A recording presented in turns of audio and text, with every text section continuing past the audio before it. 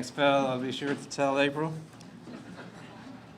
And thank you for the opportunity and the invitation. I really enjoyed your opening prayer and the comments and the sentiment of that. I do want to say thank you to Phil in particular for that introduction, but also for your dedication to Pennington Biomedical. Phil is in early retirement, now Professor Emeritus at Pennington. But he's also very active in Rotary, and it's through that connection that I know a lot about what you do here. I also want to take a moment to thank Kathy Carmichael and her team. Kathy has been in the lobby before lunch, and she brought a veggie meter. So we're checking on who needs to increase their veggie intake. And for those of you, especially Anne and Annette over there, the celery that you have in your Bloody Mary, we do count that as a serving, so you're good. Well, good afternoon. Let me get my pointer here, get moving. I know you have a really tight schedule. You do a fabulous job. You really, I think you're all Swiss here. You got Swiss time. But good afternoon. Welcome. As Phil indicated, I'm Dr. John Kirwan. I am the Executive Director of Pennington Biomedical Research Center. And 7 years ago, I stood before this group. And my hopes at that time for Pennington Biomedical, which I expressed to you then, was that together we could truly help the people of Louisiana tackle some of our most pressing health challenges. I talked about possibilities and what we might attain together. But what I'm going to share with you today, this is going to be different. 20 years from now, you'll be here 20 years from now for sure, you're going to remember this moment because we're not just talking about hope anymore. We're talking about breakthroughs that are happening right now, right here in Baton Rouge. Here in Louisiana, where nearly 40% of adults live with obesity, 10% with diabetes.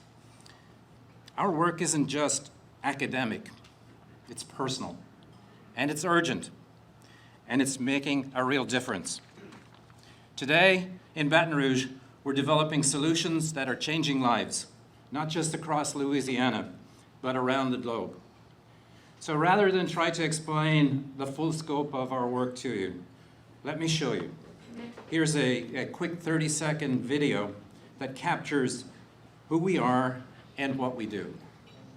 For decades, the brightest scientific minds have worked at Pennington Biomedical. Our research shapes the future of global wellness, from tackling obesity to influencing health strategies worldwide. With over 30 years of groundbreaking discoveries, Pennington Biomedical leads the way in scientific innovation. And this is just the beginning.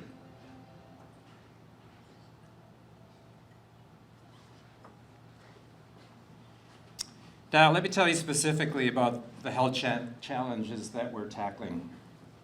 We focus on 5 critical areas. These diseases are not separate silos. They all share biological pathways. That's why our teams work across disciplines. For example, a discovery in Alzheimer's research can inform obesity prevention. A nutrition breakthrough can improve diabetes care. This kind of integrated approach gives us an edge in finding solutions that last. We know more about these diseases than ever before. We understand now that they're not character flaws or simple lifestyle choices. They're complex biological conditions with genetic, environmental, and behavioral components. And that understanding is the foundation for real solutions. Well, what does that mean in terms of our reputation, our impact? The work happening here in Baton Rouge is recognized around the world. We partner with 247 research institutions globally, from Harvard and Stanford to institutions in Europe, Asia, and beyond, because health challenges respect no borders. But the solutions we're developing, they start right here in Louisiana. In fact, we have 5 faculty ranked among the top 1%, globally. And every one of our publications is a building block for the next medical breakthrough, sometimes in areas we couldn't have predicted when we started. Beyond the scientific impact, there's also a very tangible economic story.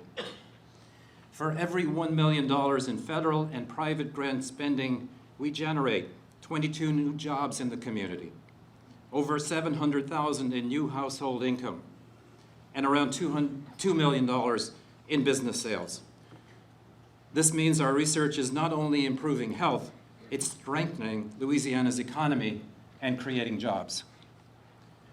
Now let me explain how our integrated approach actually works in practice. Think about it. A person with obesity may also have prediabetes, high blood pressure, and a higher risk of Alzheimer's. By studying these conditions together, we can design interventions that improve multiple aspects of health at once. Save money, save time, but most importantly, save lives. Nearly 70,000 people from our community have participated in Pennington studies. Neighbors, teachers, firefighters, retirees, students, people like Mary from Zachary, a teacher who joined our diabetes prevention program and avoided developing type 2 diabetes, or James, a veteran from New Orleans who took part in an exercise study that transformed his energy levels and his weight. And let me tell you an example of how our lab work becomes real-world solutions. We're studying compounds like BAM15 that could help people burn calories more efficiently without triggering the hunger response that derails most of your diets. This isn't science fiction. It's based on understanding how mitochondria, you remember your high school biology, mitochondria, the powerhouse of the cell, how that can be optimized to burn fat more efficiently. What starts as basic biology research could become treatments for obesity, fatty liver disease, and even certain cancers. And speaking of real-world impact, let me share one of our most successful public outreach efforts.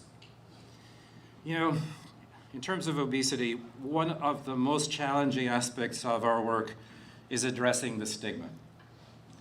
For too long, obesity has been seen as a matter of willpower, of personal failing, rather than the complex, chronic disease that it actually is. And that understanding, and I would say misunderstanding, isn't the public's fault. It's the result of decades, centuries really, of oversimplified messaging and a lack of clear science communication. And that's why we launched Welcome to Obesity USA, a highly successful national PSA campaign. The campaign's goal was simple but powerful: to shift the conversation from blame and stigma to understanding that obesity is a treatable medical condition. Yes, who's next on the scale that never fails? What about me?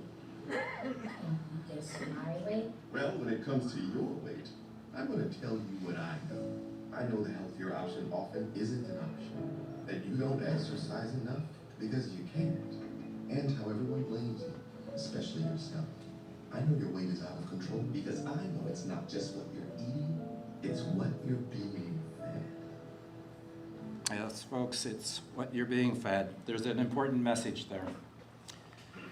With a donated media value of more than $19 million, this has been one of the most successful public health awareness efforts. And it's changing the way people talk to their doctors, the way policymakers approach prevention, and the way families think about healthy living. But our work extends far beyond research and public awareness campaigns. Here are a few examples of the work we do outside the walls of Pennington. Let's start with our Grow Healthy program. This is Louisiana's largest research-based initiative for childhood obesity prevention. It's not just a Eat Your Vegetables campaign. It's built on rigorous behavioral science tested with Louisiana families.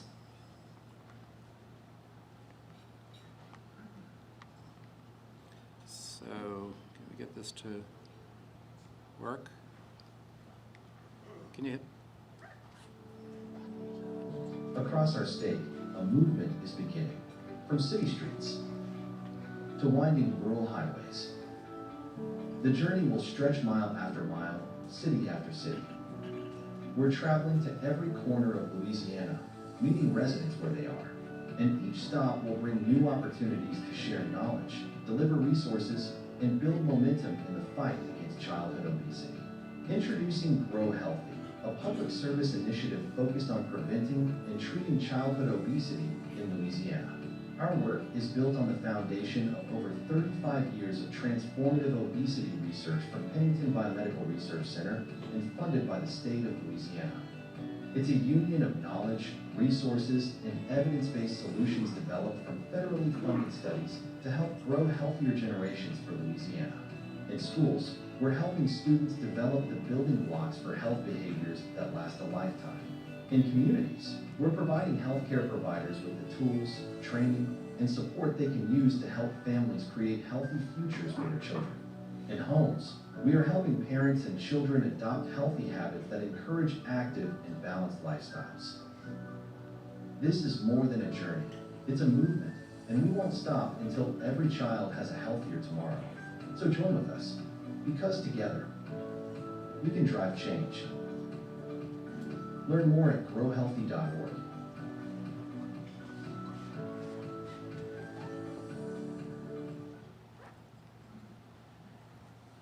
And we have our Metamore Institute.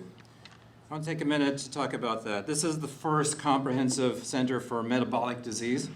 It combines advanced research with clinical care under one roof. It's led by Dr. Phil Schauer, one of the world's foremost bariatric surgeons. Metamore provides patients with access to cutting-edge obesity treatments, from metabolic surgery to novel drug therapies. This center is unique because patients are treated by the same physician scientists who are leading breakthrough studies. And so new discoveries move from the lab to bedside faster than anywhere else in this region.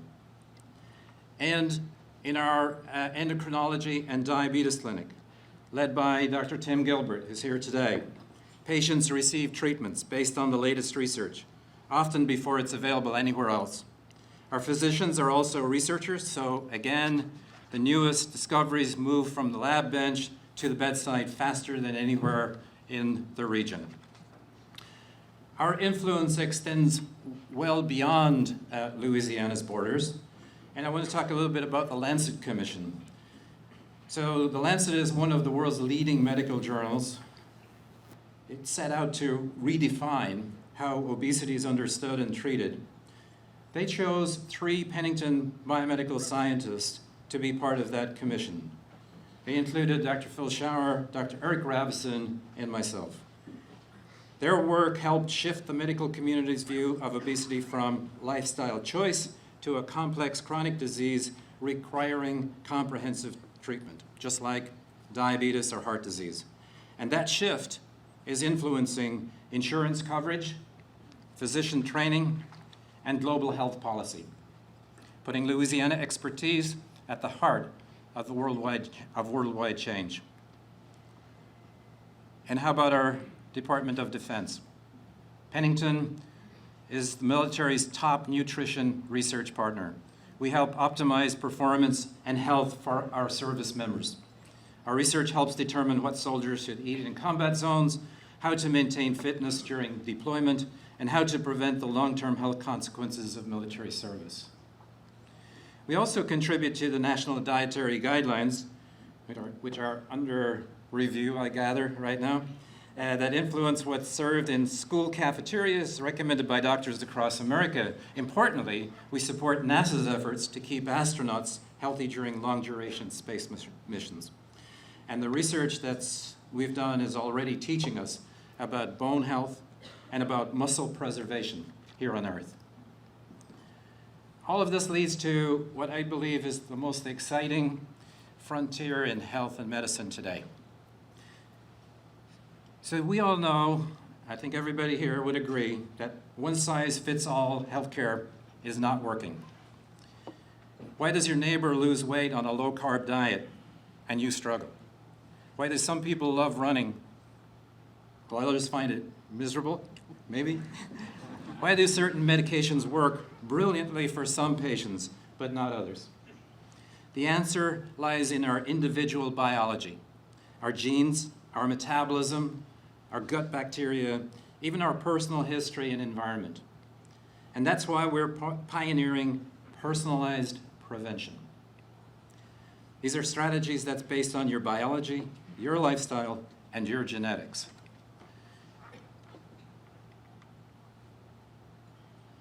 So through studies like MotorPack, we're mapping exactly how exercise changes the body at the molecular level. Our Nutrition for Precision Health study is doing the same thing for diet, helping us predict why one eating pattern works for you, but not for your neighbor. This is the future, folks. Exercise and nutrition recommendations that are personalized like any prescription you would get for a medication, maximizing benefits while eliminating guesswork, and that is something that frustrates so many people who are trying to improve their health. But don't take my word for everything that I have said to date about how significant Pennington work is or how significant Pennington itself is. I want to play a few clips for you to convey how other people, thought leaders, are talking about us. This institute, Pennington, has been the leading institute in the country on nutrition, on food and health. Pennington Biomedical Center, a leading research facility in the nation on chronic diseases. This movement that we are experiencing now, it is national, it is global. I will give a shout out to Pennington Biomedical. They are reaching across into the Middle East, to the whiskey and diabetes vendors. This is a global movement. And if we're not smart enough and persistent enough to do some good things with this, then that should be a shame on us. Shame on us. Well, these aren't just compliments, they're a recognition that Louisiana is shaping national and global health policy. Now, I want to be honest with you about the environment we're working in, and some of it you would have shaped from the previous slides, but I'm not going to sugarcoat the challenges we're facing. Science is under pressure today, and we face real challenges. Federal funding is less predictable than ever. Public confusion about health advice is growing. Misinformation spreads faster than facts. Health guidance seems to change, frustrating people who just want clear, consistent answers. And I understand your frustration. But here's the reality. Science evolves continuously as we learn more. What we thought we knew about nutrition 20 years ago has been redefined by better research studies, better research methods, and larger, more diverse studies.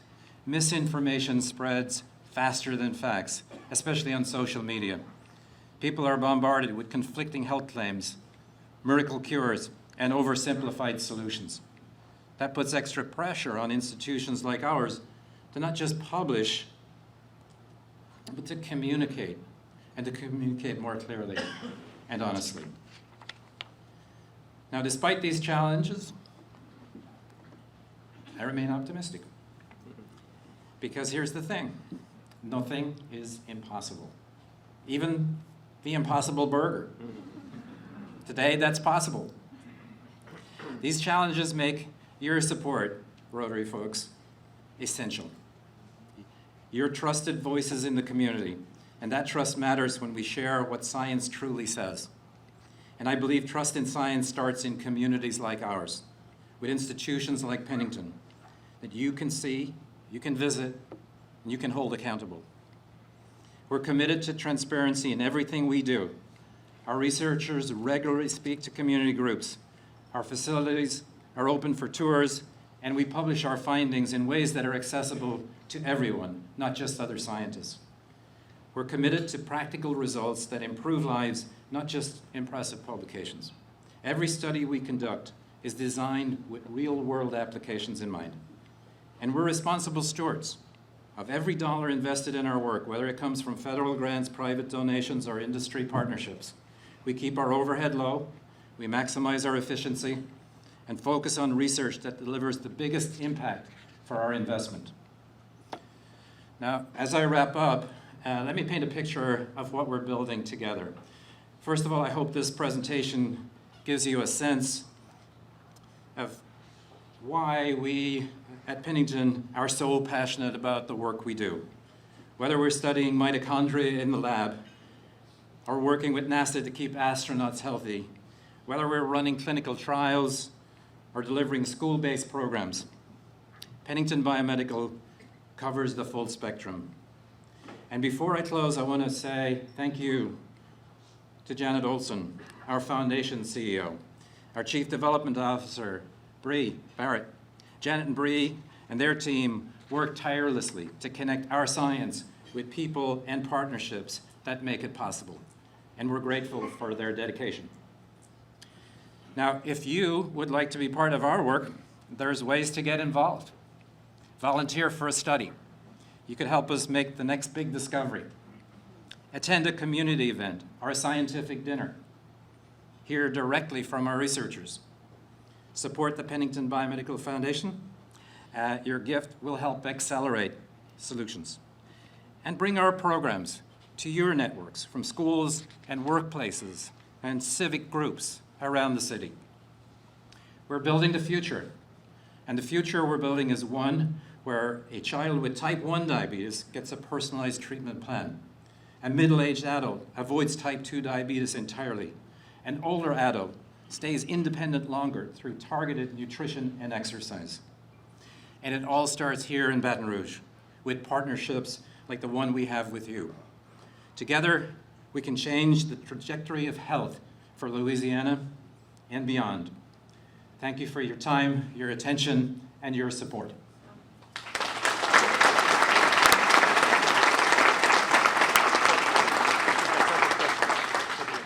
Yep. So we have time for questions. Yes, one here.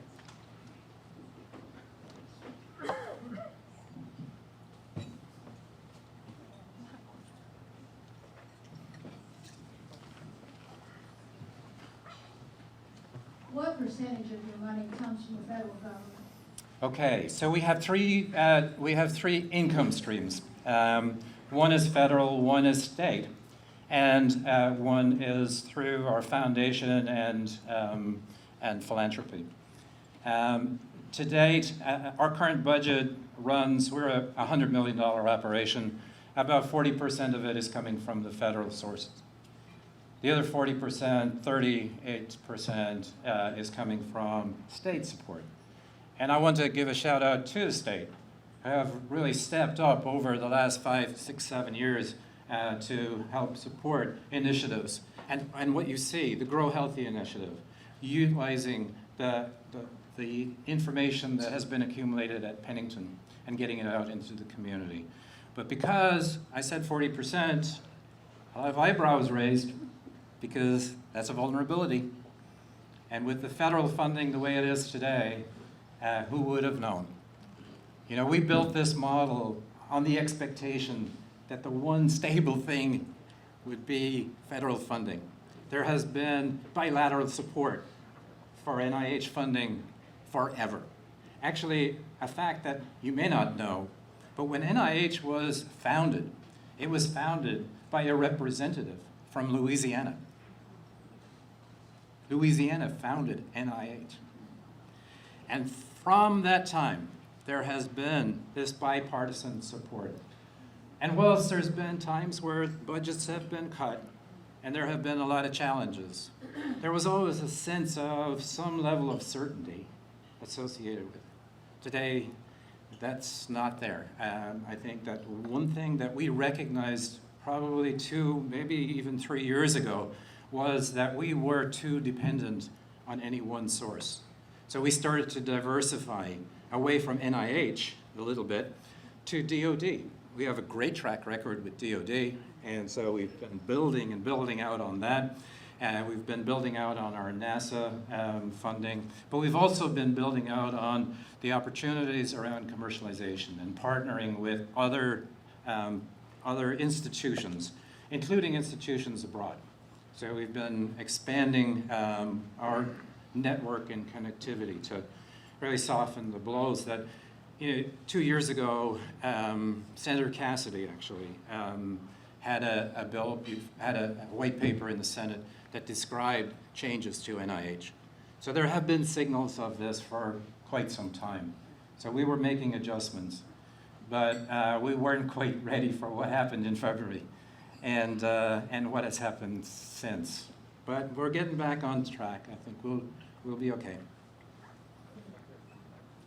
Hey, how you doing? Yes. I just had a question regarding, I don't know if anybody in the room's heard about it, but I know peptides have been kind of making a wave underneath, the bodybuilding community. Yeah. And as far as, Ozempic and everything, GLP-1s, what's Pennington's position on, stuff like triple agonists, something like in development, by Eli Lilly? Yep. I know a couple, retatrutide, stuff like that that's for fat loss and appetite suppression. Yeah. But also has to do with insulin secretion and glucagon, etc. You should come work at Pennington. Yes, well, you're hitting on, this is the biggest wave in terms of metabolic health that we have ever seen. The discovery of the GLP-1s is quite unique, and it's having a dramatic effect on health, not just on weight, but on a lot of other diseases, cardiovascular disease, even Alzheimer's. So to answer your question, Pennington is one of the main sites for clinical trials in all of these drugs. We have tested pretty much every diabetes and obesity medication that's on the market and the ones to come, and you're referring to the ones that are in the pipeline, and there are many of them. It's changed the whole pharmaceutical pipeline completely. Unexpected for the most part. Novo Nordisk were the company that put Ozempic on the market. They actually put it on the market for diabetes. And it worked well for diabetes because it stimulates insulin secretion. And a lot of that work actually was generated from the bariatric surgery world, where they were going in and manipulating the gut, and they were changing the way these gut peptides responded and the way they affected diabetes. But nevertheless, Novo had a diabetes drug. They are a diabetes company. And then they're realizing it has massive weight loss. And now you're still in this era. This is in the mid-2017, the FDA approved Ozempic for diabetes. 2021, they approved it for obesity. But Novo were reluctant travelers on that path. They didn't want to sell it as an obesity drug because of the stigma and their view of obesity as a company. They got on board quickly and they made a lot of money. So Lilly followed suit, but they were 4 years behind. And Lilly did what our friend over here is alluding to. They added something to GLP-1, so they made a dual agonist. And it had a better effect. Now, typically, in our behavioral programs, if we got 10% weight loss, it was a good day. And there were great clinical outcomes from that. But now these drugs are coming on board, and you're looking at 20%, 25%. And if you've got a VC question, the VC guys look at it and say, that drug got 25%, this drug got 23%, this is a better drug. Whoa. In any day before that, if you could get past 10%, it was phenomenal treatment. But now we're splicing and dicing, and that's the way the market goes. But from a biology point of view, it really awakened the world to the fact that obesity is not a failing. It is a biological problem that has a biological solution. And this is the solution.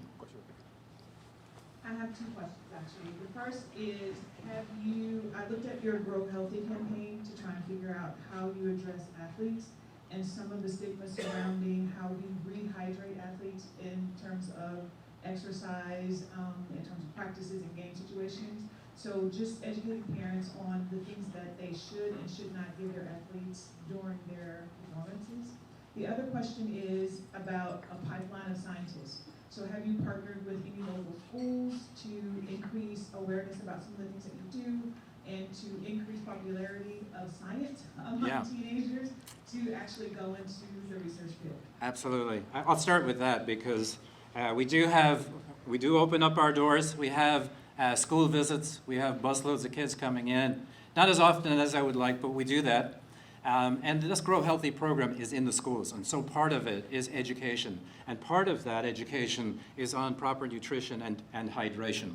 But to your athlete question, which is a little different, our sports performance programs are built around the nutrition piece of it. We know a lot, and we've worked individually, we've worked a lot on hydration. The competitors for Gatorade when that was in vogue. The importance of hydration and performance in the heat is particularly relevant in a region like this. And the physiology behind that is something that, well, so we don't do that at Pennington. We have physiologists who understand it very well. We're partnered with NATIC in Massachusetts, which is the Army Research Center. And a lot of the hydration work is done out of there, so there's a lot of cross-sharing and cross-fertility in that. The sports performance side of that aspect of your question, it usually resides, that knowledge usually resides in a kinesiology department, a department that you'll find at our, over at LSU A&M. And some of the folks there are doing some nice work on hydration. But there are, the American College of Sports Medicine has very specific guidelines developed that would be of help too. One final question. Would you please describe the relationship you have with LSU and how that plays out in your day-to-day personnel interactions between the campuses? Oh, that's a great question. Yeah. So Pennington is an affiliated campus. We are a campus of the LSU system. So there are 6 or so campuses around the state. And I, as the director, chancellor equivalent in that system, report to the president of LSU and to the board of supervisors of LSU. So structurally and organizationally, that's the reporting system. We have faculty at Pennington that have cross appointments. They have an appointment at A&M and they have an appointment at Pennington. And we have other faculty who have appointments at the Health Sciences Center in New Orleans. And then we have active collaborations on programs. Programs like the Louisiana Clinical Translational Science Center, which is a mouthful, so I call it LACATS. And it is like running LACATS, as you could imagine. And that is part of the challenge of this job, balancing the needs of the institution and the needs of the state and the needs of the education system and higher ed and medicine and politics. And I could go on and on. Thank you for the question.